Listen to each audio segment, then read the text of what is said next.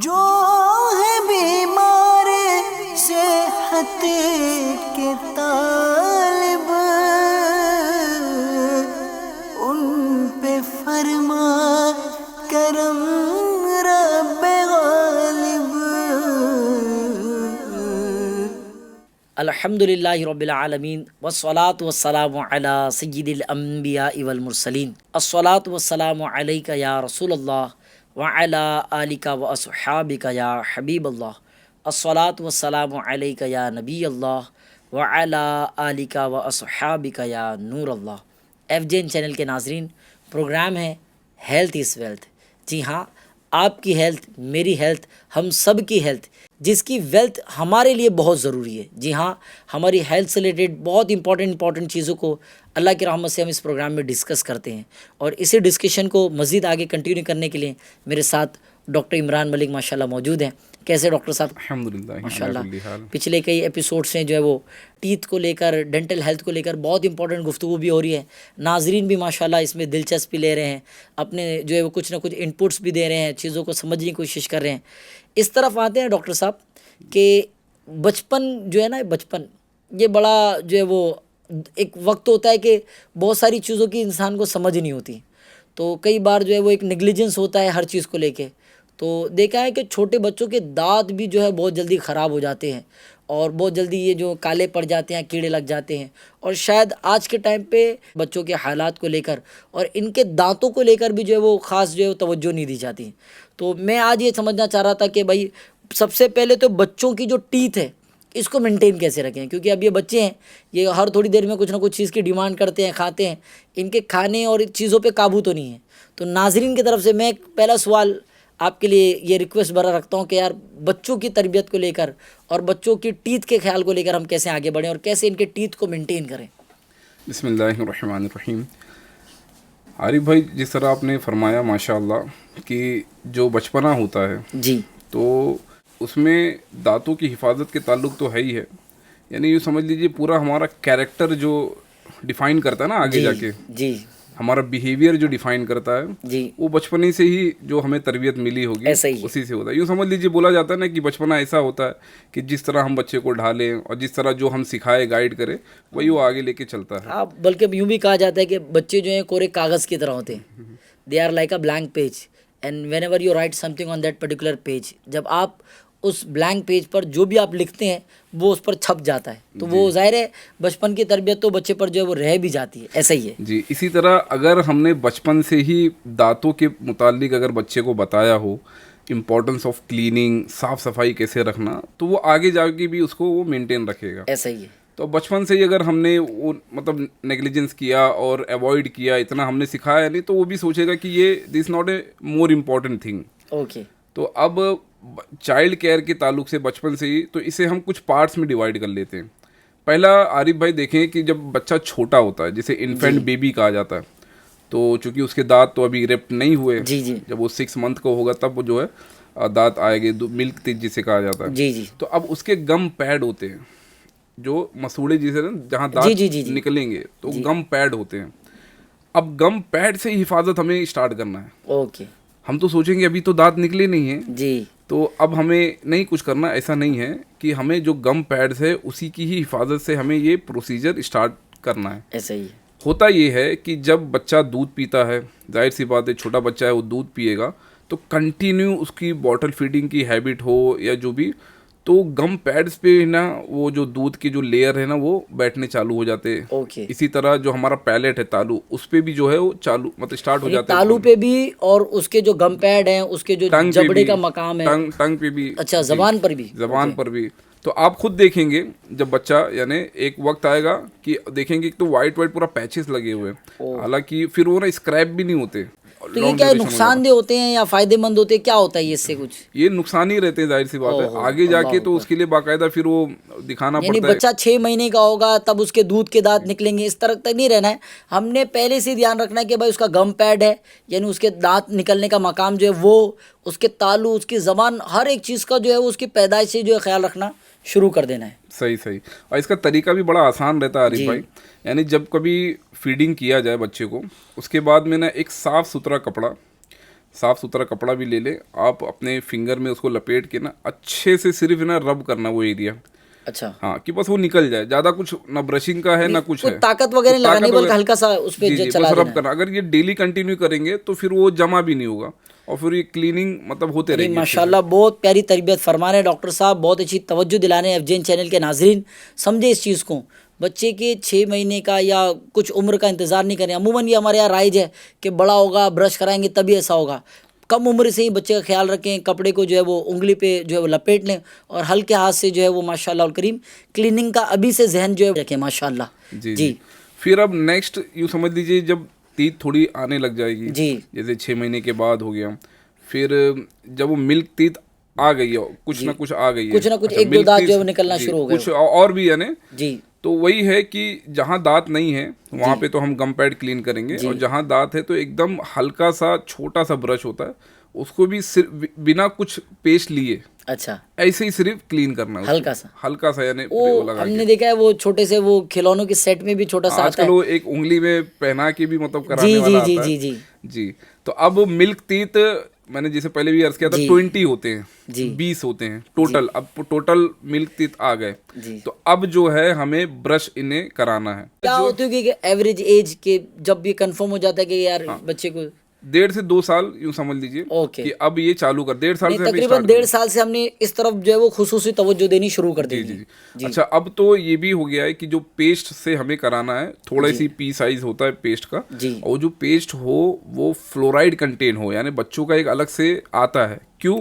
क्योंकि जो बच्चे होते हैं उनका टीथ, क्योंकि जाहिर सी बात है साफ सफाई का इतना वो होता नहीं कॉन्सेप्ट, तो बहुत ज़्यादा जो है केरीज होने के चांसेस होते हैं। तो फ्लोराइड जो है ना वो केरीज होने से कई हद तक बचाता है। ओके। तो फ्लोराइड कंटेनिंग हमें टूथपेस्ट लेना है, अच्छा, थोड़ा सा पी साइज यानी छोटे अगर से ब्रश में लगा अगर हम मेडिकल स्टोर पर जाकर अगर मेडिकल स्टोर वाले को बताएं कि हमें जो है वो एक कोई ऐसा टूथपेस्ट दें जिससे बच्चों की जो है वो हम यानी छोटे बच्चे की दांत साफ करने उसमें फ्लोराइड होना चाहिए, तो क्या वो इजीली अवेलेबल हो जाएगा? नहीं, बेहतर तो ये कि आप डेंटिस्ट को दिखाएं। अच्छा। फिर डेंटिस्ट जो है वो उसको प्रिस्क्राइब करेंगे। क्यों? क्योंकि उसकी पीपीएम होते हैं ना, फ्लोराइड की एक क्वांटिटी क्या होती है। Okay okay. तो बच्चों की कंडीशन देख के उसे हाँ, जैसे दवाइयाँ देने के टाइम पे जो पावर का ख्याल रखा जाता है, जी, इतने एमजी की इतनी उम्र वाला खाएगा, इतने एमजी की इतनी उम्र वाला खाएगा, तो उसी तरह से ये भी एक माशाल्लाह एक म्यार है जिसको जो है वो डॉक्टर ही डिस्क्राइब कर सही से पाएगा। ये बेहतर। आप देख लें कि अब वो बच्चा है कि यूं समझ लीजिए वो मिल्क टीथ है, लेकिन सब के सब ब्लैक है,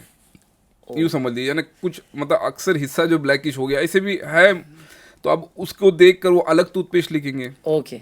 1000 ppm वाला, फिर वो उस हिसाब से ही रहेगा जिस यानी तरह कंडीशन वही रहेगी। जैसे मैंने अर्ज किया कि जैसे उम्र के हिसाब से दवाइयों की एमजी पूछी जाती है, कभी वो डॉक्टर साहब भी जो है वो पूछ रहे थे कि भाई इनकी उम्र कितनी है, फिर उम्र के हिसाब से जो है वो पावर एमजी की जो दवाएं लिखते हैं, उसी तरह से यहाँ पे पीपीएम एक जो है वो यूँ समझे कि फिजिकल क्वांटिटी है जिसकी वजह से वो डिस्क्राइब हो पाएगा बेहतर। तो अब ये मिल्क टीथ का हो गया, तो अब इसे हमें सफाई करना, उसका भी एक छोटा सा टूथ ब्रश आता है, अच्छी मतलब अच्छी क्वालिटी का लिया जाए, और टूथपेस्ट से हमें कराना है। जी एक होता है प्राइमरी टीथ यानी मिल्क टीथ, एक होता है अडल्ट टीथ जो परमानेंट टीथ जिसे कहा जाता है। जी। इन दोनों के दरमियान भी आरिफ भाई एक स्टेज होता है जिसे कहते हैं मिक्स डेंटिशन। मिक्स डेंटिशन यानी वो स्टेज है कि जहाँ कुछ मिल्क टीथ भी है और कुछ परमानेंट इरप्ट हो गए। ओके। क्योंकि ये समझ लीजिए 6 साल से 13 साल का जब बच्चा होता है उसके दरमियान ये स्टेज रहते हैं, मिक्स डेंटिशन जिसे कहा जाता है। जी। अब अच्छा, ये वो टाइम होता है जब बच्चा जो है वो बाहर की चीज़ें खाने की जिद करना, ये इस तरह की चीज़ों की लज्जतें रखना, अब ज़ाहिर है बच्चा है उसकी अपनी एक नफ्सियत है, तो वो इस तरह की डिमांड भी जो है वो ज़्यादा कर रहा होता है इसी स्टेज के गालिबन दरमियान में भी। जी जी। तो मिक्स डेंटिशन स्टेज में भी हमें जो है साफ सफाई का ख्याल रखना चाहिए, जिस तरह बताया गया था पिछले एपिसोड में भी। पिछले से पिछले आई थिंक जब ब्रशिंग टेक्निक को हमने बताया था, तो बच्चों का एक टेक्निक होता है फोन्स टेक्निक, जिसे हमें राउंड एंड राउंड उन्हें सिखाया जाता है कि ब्रश करना, तो उस हिसाब से हमें मेंटेन रखना होता है। अच्छा, मैं यूँ समझना चाह रहा था ना कि ये तो ठीक है, लेकिन अभी बहुत ज़्यादा देर नहीं हुई, बच्चा 6 या 7 साल का या 8 साल का है, और अब थोड़ी थोड़ी सी जो है वो दांतों में ब्राउन रंग सा कुछ हो गया है या ब्लैक सा कुछ हो गया है, और अभी भी यानी हो सकते हैं ये जो है वो दूध के दांत हो, तो क्या अभी भी कोई ना कोई प्रिकॉशन या अभी भी कुछ तरह की एहतियातें हैं जिसकी वजह से हम दांतों को जो है विदाउट एनी डिस्टर्बिंग हम दांतों को दोबारा जो है उसकी केयर टेकिंग की तरफ ले आए, या हम ये सोचें कि अब चलो जाने 2-13 साल के बाद जब ये दूध के दांत टूटेंगे, नए इरप होंगे, तब ये कुछ करें, या क्या किया जाए ऐसी सूरत में? जी इस कंडीशन में आरिफ भाई सेम जैसे बड़ों का मैंने अर्ज़ किया था कि तो बच्चों के दांत का भी वही प्रोसीजर था, इनेमल, डेंटिन, पल्प। लेकिन बच्चों का एक मेन ये होता है कि जो पल्प होता है ना बहुत ऊपर होता है, ऊपर की तरफ। जी। तो उनमें तो और ध्यान देना चाहिए हमें। अगर अल्लाह न करे कैविटी लग रही है अल्लाह तो बहुत जल्दी जो है पल्प तक चली जाती है। ठीक है। अच्छा, मेनली कौन से जो बच्चों के मोलार्स होते हैं ना, जो चबाने के मोलार्स जी होते पीछे के, वो भी मिल्क वाले ही होते हैं। तो वो यूं समझ लीजिए कि वो 11 से 12 साल की उम्र में वो गिरेंगे। लेकिन अब बच्चा जो है 5 साल का है और उसे जो है खराब कर बैठा है। अल्लाह। अब वही है कि अगर वो इनेमल तक है तो जाहिर सी बात है हमें डेंटिस्ट को दिखाकर जो है कंसल्ट करके उसको वहीं फिलिंग करा लेना है। अच्छा, वो पल्प तक अगर चले गया और बच्चा जो है 5 साल का है तो जो है उसे निकाला नहीं जाता है। यानी अगर उसका स्ट्रक्चर अच्छा फॉर्म है जी। तो कोई भी डेंटिस्ट ये सजेशन नहीं देगा कि उसे निकाला जाए। क्यों? क्योंकि बच्चों का दांत अगर जल्दी हम निकाल दें, अच्छा एक तो ये कंडीशन है कि एकदम ही खराब हो गया है तो वो अलग है। ये है कि हम बचा सकते हैं बच्चों या बात भी बचाने की ही चल रही है। जी बचा सकते हैं। तो निकालने से बचा जाए तो कोई भी डेंटिस्ट भी नहीं ये सजेस्ट करेगा। तो उसका भी ये होता है अगर वो पल्प तक चले गया जो ब्लड सप्लाई तक, तो उनका भी रूट कैनाल होता है। बाज़ औकात हम सोचते हैं कि बच्चे का ये तो गिर जाएगा, लेकिन 5 साल के बच्चे को अगर ये हो गया है 12 साल तक कैसे मतलब वो लेके चलेगा। हालांकि उनका रूट कैनाल मतलब वैसे ही सेम रहता है जिसे पल्पेक्टोमी कहा जाता है। ओके। वो थोड़ा जल्दी हो जाता है, यानी पल्पेक्टोमी कहा जाता है। कम डेज जो है वो कंटेन होता है और उसमें जो है वो डिसीजन लेना आसान होता है। में ही जो है क्राउन के साथ भी हो जाता है। यूँ समझें जैसे टीथ क्लिंचिंग है या इस तरह के मामलात हैं कि अब वो जो है किसी के दांत जो है वो ऊपर नीचे होते हैं या कुछ कम से होते हैं, कम उम्र में भी हो सकता है, बड़ी उम्र में भी हो सकता है। कॉमन सा क्वेश्चन कर रहा हूँ मैं। तो ये जो टीथ क्लिंचिंग है ये इस पर अगर थोड़ी सी रोशनी डाली जाए, हो सकता है ये स्टार्टिंग पीरियड में इसको एक्नॉलेज करके इस पर अभी से काम किया जाए तो हो सकता है आगे चल के बीमारी बड़ी ना हो और आजमाइश ना हो। टीथ क्लेंचिंग आरिफ भाई ज़्यादातर देखा जाता है कि मोस्टली तो बड़ों में ही पाया जाता है। अच्छा। इसमें ये होता है कि दांतों की हाइट है ना अचानक वो कम होने लग जाती है, दांत ऊपर से घिस जाते हैं कुछ इस तरह और हमें पता भी नहीं चलता है। ओके। जिसे एट्रीजन कहा जाता है हमारे टर्म में। अब उसकी बहुत सारी वजह होती है। छोटे बच्चे जो होते हैं ना दांतों को पीसने की बड़ी आदत होती है, वो दांतों को पीस रहे होते हैं या इस तरह की कोई एक्टिविटी कर रहे होते हैं, गुस्से में दांतों को पीस रहे होते हैं या कुछ इस तरह के रिएक्ट भी मैंने छोटे बच्चों में नोटिस किया है।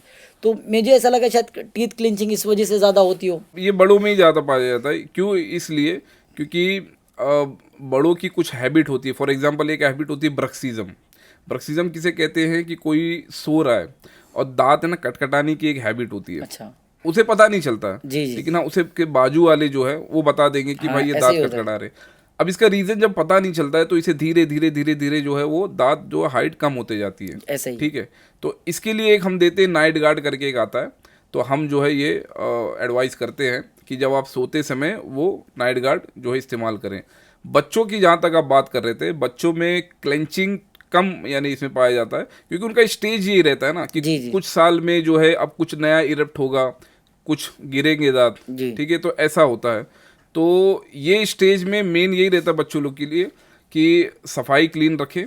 और जैसा कि मैंने अर्ज़ किया था कि अगर वो पल्प तक जा रहा है तो बच्चों को भी हमें जो है जिसे रूट कैनाल यानी पल्पेक्टोमी कहा जाता है। ओके। तो वो करना चाहिए। एक इंटरेस्टिंग चीज़ मैं ये सोच रहा था अभी मैंने इसी डिस्कशन के बीच में कि अगर किसी बच्चे का दांत खराब हो और आप तक पहुँचे हो जी तो उसके दांत खराब होने का जिम्मेदार आप उस बच्चे को ठहराते हैं या उसके पेरेंट्स को ठहराते हैं? जी, सबसे पहला तो यही है कि parental education is most important. यानी हर फील्ड के ताल्लुक से हो। ऐसे ही है। जैसे कि मैंने अर्ज़ किया, चाहे बिहेवियर मैनेजमेंट हो, चाहे कैरेक्टर बिल्डिंग हो, ये पेरेंट्स को भी पता होना चाहिए। ऐसा ही है। अल्हम्दुलिल्लाह इसके कई सारे आर्टिकल्स हमारे अल्हम्दुलिल्लाह दीनी किताबों से भी मिलते हैं। अल्हम्दुलिल्लाह। दांत के मुतालिक जो है जाहिर सी बात है बच्चा है उसे क्या पता। जी। तो हम जो उसे जो हम गाइड करेंगे, जो भी हम तरबियत देंगे तो वही वो फॉलो करेगा। यानी मोर ओवर पेरेंट्स जो है इसके ज़रिए ज़्यादा कॉन्शियस हों, हम इस चीज़ को बिल्कुल निगलेक्ट नहीं करें कि यार ठीक है ये तो उम्र है खाने पीने की, इंजॉय करने की, ये इंजॉयमेंट कहीं हमारे बच्चे के लिए नुकसान का सबब ना बने,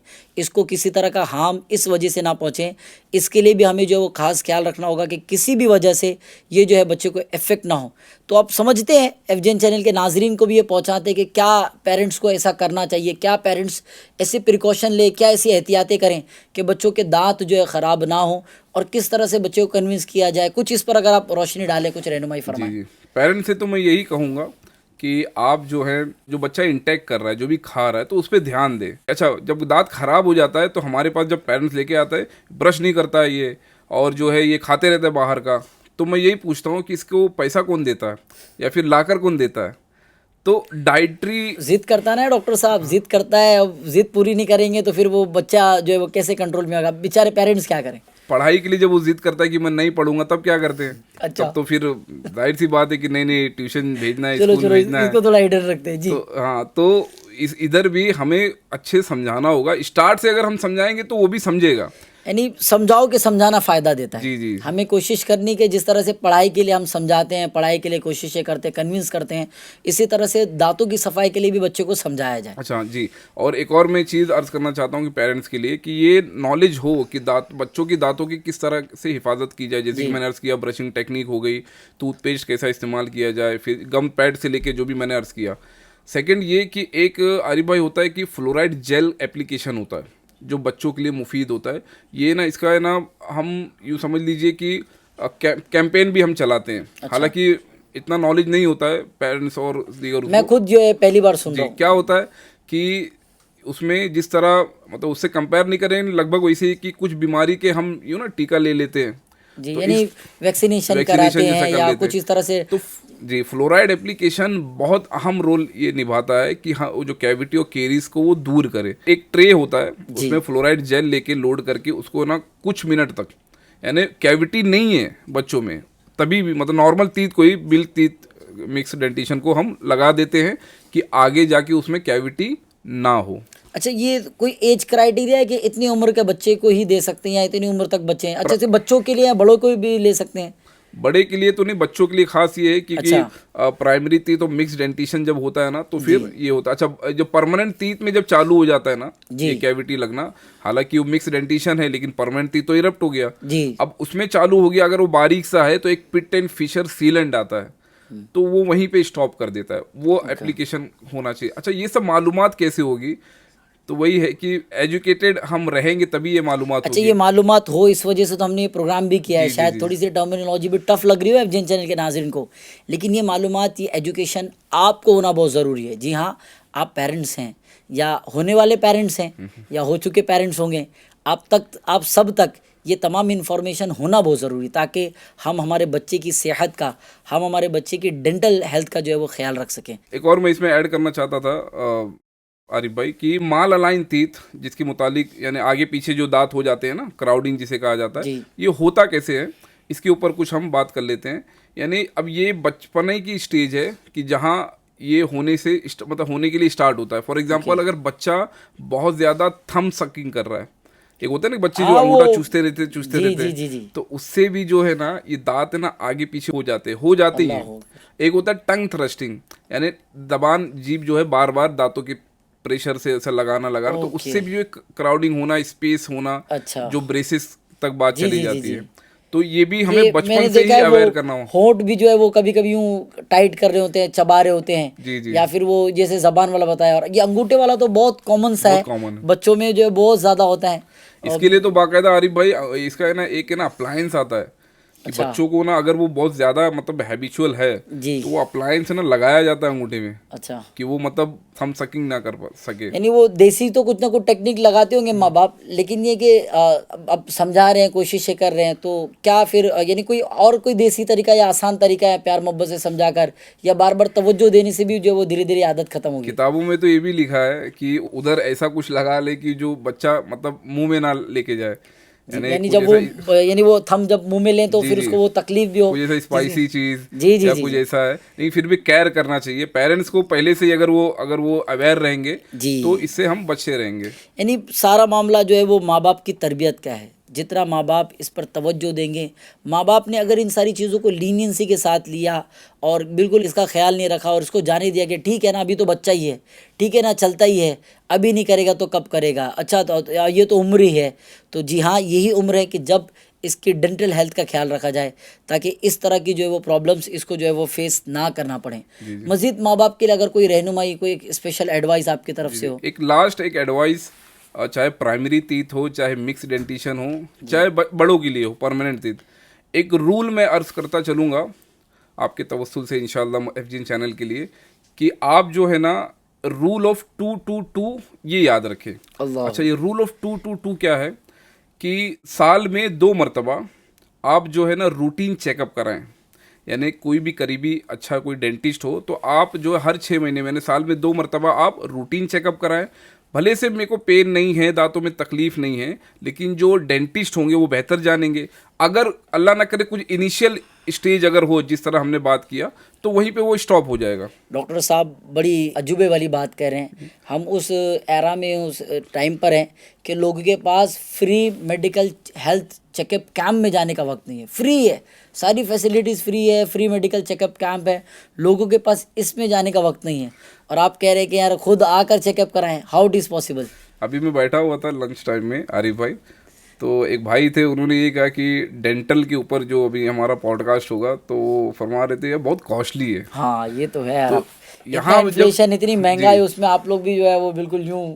तो वहाँ पर टाइम नहीं है। फ्री जब हम चेकअप करने के लिए कह रहे हैं, फ्री डेंटल चेकअप कैंप लगा रहे हैं, तो वहाँ आने का टाइम नहीं है। तो अब जब मामला बहुत बढ़ गया है, जाहिर सी बात है उसके कॉस्ट वगैरह भी होते हैं। ऐसा ही है। तो फिर जब वहाँ नहीं टाइम था तो आप यहाँ टाइम निकाल के हमें पे भी कीजिए। फिर पहला रूल वही 2 था। सेकेंड जो 2 है आरिफ भाई, वो ये है कि दिन में कम से कम 2 मरतबा हम दांतों की सफाई करें। ऐसा ही। अच्छा, ये कहा तो जाता है, लेकिन अब यही है कि कोई एक टाइम ही कर ले तो आजकल बहुत बड़ी बात हाँ, है। लेकिन वक्त का ऐसा, है। क्योंकि देखें, एक तो हम मॉर्निंग जो हैबिट बनी है करने की, जी। अच्छा वो भी हम नाश्ते के पहले करते हैं। ये तो सिर्फ बड़ों के लिए कह रहा हूँ ना, बच्चों को भी 2 टाइम जो है वो जी, ब्रश करवाना है। सबके लिए रूल ऑफ 222 है अच्छा कि साल में 2 मरतबा रूटीन चेकअप कराना। जी। फिर सेकेंड ये कि 2 मरतबा हमें दांतों की क्लीन करना है दिन में। ओके। एक तो मॉर्निंग जो हमारी हैबिट बनी है, दूसरा जो होता है वो सोने से पहले, वो इसलिए होता है आरिफ भाई कि दिन भर हम खाए रहते हैं ना, जो खाना खाते हैं, लंच होता है, डिनर होता है और भी जो ब्रेकफास्ट वगैरह, तो वो दांतों में कहीं ना कहीं स्टक रहता है। और रात का पीरियड एक अच्छा खासा टाइम मिल जाता है बैक्टीरियल कॉलोनी फॉर्म होने के लिए। सही। तो हमें जो है सोने से पहले भी दांतों की सफाई करके ही सोना ऐसा ही चाहिए। है। और थर्ड जो 2 है वो एटलीस्ट 2 मिनट्स के लिए हम करें सफाई। जो भी हम सफाई कर रहे हैं कम से कम 2 मिनट के लिए, उससे कम नहीं और बहुत ज्यादा भी नहीं करना है। ऐसा ही है। तो ये रूल ऑफ 222 अगर आप जो है अपनाएंगे तो इंशाअल्लाह अल्लाह ने चाहा तो कि दांतों की हिफाजत रहेगी। यानी ज़रूरी है अगर आने वाली तकलीफ से अपनी हिफाजत करनी है और इस तरह के तमाम मामला से अपना ख्याल रखना है, तो नाजरीन आपने, मैंने भी जो है वो इस चीज़ को अपनाना पड़ेगा कि साल में 2 बार अपने दांतों की जो है क्लीनिंग कराएं या चेकअप कराएं। इसी तरह से दिन में 2 मरतबा सुबह को और रात में सोने से पहले अपने दांतों की सफाई भी करें। और फिर इसी के साथ साथ ये जो सफाई है तकरीबन 2 मिनट जो है ये होनी चाहिए। तो रूल ऑफ 222 इंशाअल्लाह करीम हमारे लिए बहुत बेनिफिशियल रहेगा। चूँकि मॉडर्न एरा है, टेक्नोलॉजी है, टेक्नोलॉजी के बड़े बड़े एडवांस फीचर्स भी आ चुके हैं। जी। तो क्या ब्रेसेस को सेट करने के लेकर कुछ न्यू टेक्नोलॉजीज आई हैं कि कम तकलीफ में या कुछ इस तरह से कर जो है वो आसानी से जो है वो चीज़ें सेटल आउट हो सकती हैं? क्या इस पर अगर थोड़ा सा आप तवज्जो दिलाएं। ब्रेसेस के ताल्लुक से आपने पूछा आरिफ भाई, तो अब देखिए उसमें ये है कि वही मैंने अर्ज़ किया कि अगर दांत आगे पीछे हैं, बहुत ज़्यादा क्राउडिंग है, स्पेशियस है या बहुत आगे है, तो हम तार से एक लगाते हैं ब्रेसेस, उसका ट्रीटमेंट होता है। उसके बाद में क्योंकि तार है ना दिखता था ना जब हम बात करते हैं, तो वो दिख के एक आता था जी कि कुछ लगाया हुआ है। ऐसा ही है। तो उसके बाद में उसको रिप्लेस किया गया सिरामिक से। जी। अभी भी वो लगाया जाता है, तार भी लगाया जाता है, सिरामिक भी लगाया जाता है। ओके। वो वाइट रहता है दांत के जैसा। तो वो है ना, यानी दूर से नहीं समझ में आएगा, करीब जाके देखेंगे तो समझता है कि हाँ इन्होंने ट्रीटमेंट इनका चालू है। ओके। अब जो है बहुत कॉमन होते जा रहा है, जैसे अलाइनर्स कहा जाता है, डेंटल अलाइनर्स। तो वो ऐसा होता है कि इनविजिबल होता है। जी। वो हम पहन लेते तो हमें वो मतलब पता भी नहीं चलता कि जो वो आपने कुछ इस तरह का पहना हो। तो वो उनके लिए है जिनके दांत आगे पीछे हैं और जिनको रिक्वायर्ड है। लेकिन आजकल एडवर्टाइज वगैरह देखती है पब्लिक और वो ये करती है कि यार ये पहन लेंगे तो हमारे दांत मतलब सिक्योर हो जाएंगे। हालांकि हर किसी को वो हाजत नहीं है, जिनके आड़े टेढ़े हैं और उसे तो उन्हें जो एडवाइस किया जाता है, पर रिक्वायरमेंट ही इस तरह की टेक्नोलॉजी। देखिए ये ऐसे होते हैं ये अलाइनर्स, माशाल्लाह। ये मैं कुछ दिखाना चाहता हूँ जी कि अगर ऐसे देखेंगे हम जी तो दिख नहीं रहा है कुछ कि ऐसा कुछ लगा हुआ है, दांत मालूम पड़ रहे हैं उस पर, तो कुछ इस तरह का पता नहीं चल रहा है। तो इसमें ना ये देखिए ये अलाइनर्स ऐसा इनविजिबल ऐसा लगा रहता है। ओके। तो ये उनके लिए हैं कि जिनके दांत अगर आगे पीछे हैं और ट्रीटमेंट नीड है तो उन्हें हम ये एडवाइस करते हैं। जी तो ये अलाइनर्स होते हैं। जोरदार, जबरदस्त। नॉर्मली होता ही है कि बच्चों को कोई टीजिंग कर रहा होता है, कुछ बोल रहा होता है, तो इस तरह का जो होता है कि बच्चा जो है वो शर्म सी महसूस कर रहा है, वो तमाम जो वो पूरे तार वगैरह जो है दांतों में महसूस हो रहे होते हैं। तो यूं इस तरह की मॉडर्न टेक्नोलॉजी की वजह से माशाल्लाह अल करीम वो एक अच्छा कॉन्फिडेंट और अच्छा माहौल महसूस कर रहे हैं। अच्छा, एज में इसमें बताना चाहता था आरिफ भाई, कौन सी एज में जो है ये होता है ट्रीटमेंट, जो माल अलाइन टीथ है या क्राउडिंग टीथ है, कि जब है ना सारे दूध के दांत गिर जाते हैं, ये नॉर्मली समझ लीजिए कि 14 साल की उम्र तक, ओके, एज कम ही रहती है बच्चे की, तो ये गिर जाते हैं और परमानेंट आ गए हैं। तो अब अगर आगे पीछे हैं हम देखते हैं, यानी 15 साल का बच्चा है या 16 साल का है, या तो अब जो है हम एडवाइस करते हैं कि इसको नीड है या नहीं। तो अब उसमें वही है कि चाहे ये वो लगवाएं हमारे जो तार वाले होते हैं या सिरामिक के होते हैं, और ये जो न्यू टेक्नोलॉजी, अच्छा बड़ों में भी अगर यूँ समझ लीजिए कि हमने पहले नहीं करवाया जी, अब जो है ये रियलाइज़ हुआ या हमें पता चला कि ऐसा भी होता है, तो कोई भी एज में हम ये कर सकते हैं। लेकिन ये कि एक वक्त था जब इस तरह के ट्रीटमेंट कर लेने में आफियत होती है, और हालांकि उस वक्त बोन वगैरह जो है मतलब इतने वो नहीं होते, तो जल्दी वो हो भी जाता ट्रीटमेंट। अच्छा, यानी कितना टाइम लगता होगा एक ब्रेसेस को जो है वो दांतों में रहने में? ये डिपेंड करता है आरिफ भाई कि कैसा वो मतलब केस है, कितना सीवियर है, कितना आसान। अगर नॉर्मली आगे पीछे तो जल्दी हो जाता है 6-8 महीने में। ओके, और जो है अगर बहुत ज़्यादा है तो कभी कभी साल 15 महीना ऐसा भी जो चले। अल्लाह आसानी फरमाए, आफियत अता फरमाए, अल्लाह हमारे हक़ में, नाजरीन के हक़ में खैर का मामला फरमाए। बहुत इम्पॉर्टेंट बॉडी ऑर्गन है ये टीथ, और चूँकि हमको खाना खाने के लिए, चबाने के लिए इन दांतों की बहुत ज़्यादा ज़रूरत होती है। तो प्यारे नाजरीन, अपने इन दांतों की हिफाजत भी करें। चूँकि ये एपिसोड बिलखुसूस बच्चों के दांतों के बारे में था, बच्चों की दांतों की सेहत के बारे में था, तो जी हाँ, आपके लिए है कि आप भी, अगर आपके बच्चे हैं तो उनकी तरबियत या दिगर पड़ोस में या इस तरह से कोई ना कोई कनेक्टिविटी जो है बच्चों की हमारे अतराफ़ में होगी, तो हम उनको भी जो है वो इस बारे में गाइड कर सकते हैं। तो आई रिक्वेस्ट यू ऑल, इस प्रोग्राम को खुद भी ज़रूर देखें, और जब ये आप प्रोग्राम देखें तो इसको दूसरों तक शेयर भी करें, ताकि लोग जो हैं वो दांतों की दिगर बीमारियों से, तकालीफ से इनकी हिफाजत हो और वो खैर के साथ जो है वो ज़िंदगी गुजारे। ज़ाहिर है एपिसोड का वक्त जो है हमारा लिमिटेड होता है, मुख्तसर होता है। अल्हम्दुलिल्लाह रब्बिल आलमीन, हमने कुछ गुफ्तगू आप तक पहुंचाई ताकि आप भी जो है वो हेल्थ इज़ वेल्थ के इस नारे के साथ साथ एक हेल्दी लाइफ सर्वाइव करें। मिलते हैं आने वाले हफ्ते को इंशाल्लाह इसी तरह के एक यूनिक टॉपिक के साथ। तब तक के लिए आप देखते रहें FJN चैनल। सल्लु अलल हबीब सल्लल्लाहु ताला अला मुहम्मद सल्लल्लाहु ताला अलैहि वालिहि वसल्लम। जो है बीमार सेहत के ताज